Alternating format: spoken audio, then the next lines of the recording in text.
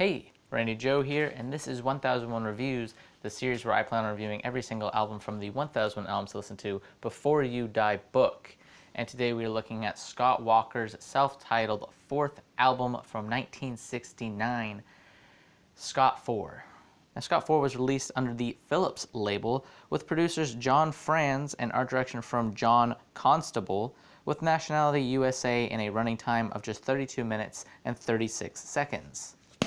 Now, Scott Walker had quite the illustrious career over the span of his lifetime, starting way back in the mid-60s with the Walker Brothers, before going on to venture onto his solo career, starting with the album Scott 1, the first of this four-part series. And over these four self-titled albums, Scott Walker tackled the genre of Baroque Pop, and in my opinion, pretty much perfected it with this album here, Scott 4.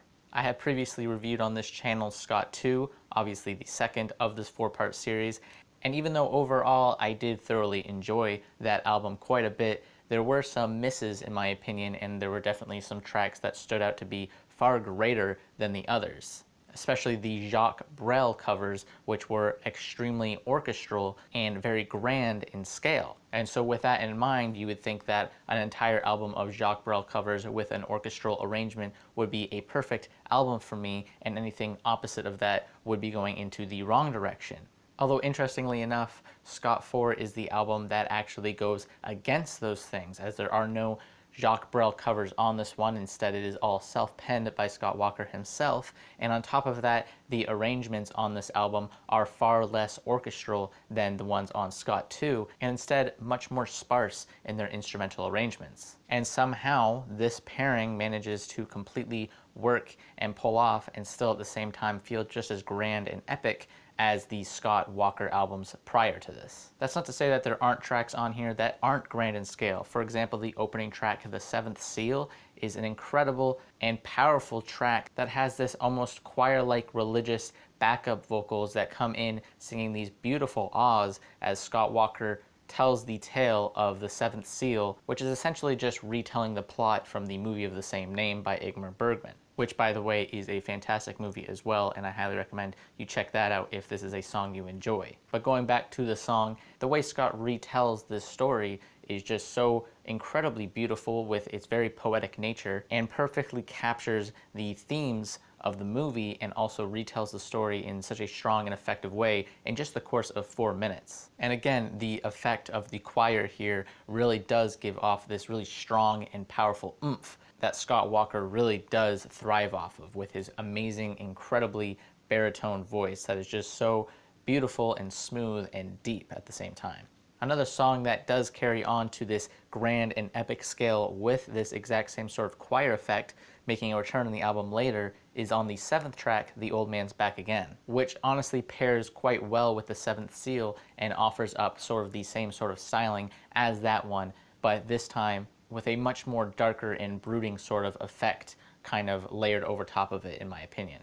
But like I said, these epic songs are far and few in between, and instead this album focuses much more on sparse arrangements instead. For example, right onto the second track you have the song On Your Own Again, which is really only a brief 1 minute and 30-second track that has very little going on in terms of instrumentation, and instead feels like it is just Scott Walker taking hold center stage. It just has very gentle instrumental arrangements that ultimately feel more like they are in the background rather than lifting up Scott Walker's voice like they did in, for example, the opening track, The Seventh Seal. And along with these sparse tracks, the fifth one, for example, you have Boy Child, which is one of my favorite tracks on this entire album, as it has a much more, I would say, Japanese sort of effect layered into it. It feels very tranquil and soft and gorgeous with this very gentle plucking guitar, and it is almost ambient in a way with how little there is in terms of instrumentation. It is such a soft track and really does offer up just a great lull in between this 10-track album, coming in right in the middle at track 5.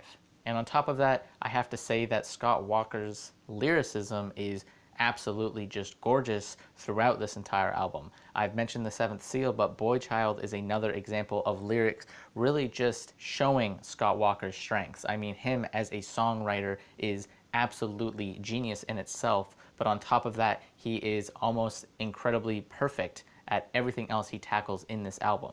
And even though some of the stylistic differings in this album might put some people off, there are some stylistic offerings in this album that would definitely have people interested just for their more poppy or accessible approach. Hero of the War, the 6th track, is an example of a much more accessible track that one might instantly enjoy more so than something like Boy Child, which is a bit more abstract to most casual listeners. But more than anything, you have the track Get Behind Me, which is easily by far the poppiest and most accessible track of this album, as it has this very catchy chorus where Scott Walker just soars as he almost chants "Get Behind Me" to the listener, and really just has this much more earworm-like sort of rhythm to the track. So like I said, over the course of this 10-track album, Scott Walker manages to go into many different detours of Baroque pop, creating some less and more accessible tracks here and there,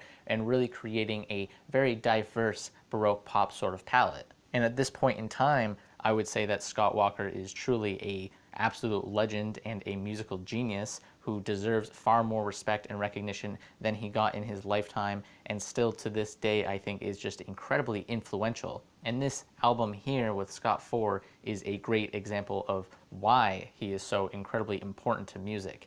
This is, in my opinion, a quintessential Baroque pop album, as it perfectly manages to encapsulate everything that is Baroque pop, but at the same time stretch it far between different sort of styles to really create, like I said, an incredibly diverse Baroque pop palette. And as far as this quadrilogy of Scott Walker self-titled albums go, Scott 4 is definitely the peak of the Scott series. One of many peaks in his career, to be quite honest. And so with that all being said, I absolutely loved pretty much every single track here. I think this album is just about near perfect, with very few tracks managing to be slightly less engaging than others, but still I think this entire album works just beautifully from front to back. I love this album so much. And so with that in mind, the soft rating came to a 9.7 out of 10, but I will go ahead and of course round that up to a hard rating of 10 out of 10. This is fantastic, incredible, definitely a must-listen Baroque pop album. And for that, of course, it gets a E for essential. And if you do like this album, then please go give Scott Walker's other work a listen, because really he is a one-of-a-kind genius of a songwriter and musician and deserves far more recognition than he has gotten. Anyways, that pretty much does it for this video. Let's see what the next album we're listening to is in the 1001 Albums to Listen to Before You Die book. All right, 1 to 1001, generate 544, which is going to be 544 being Lloyd Cole and the Commotions with Rattlesnake from 1984. So give that a listen, and I'll review that in about 1 week from now. Anyways, that pretty much does it for this video, and if you like this video, please hit like and subscribe if you want to follow along listening to every single album from the 1001 Albums to Listen to Before You Die book. And as always, my name is Randy Joe, and I am signing off.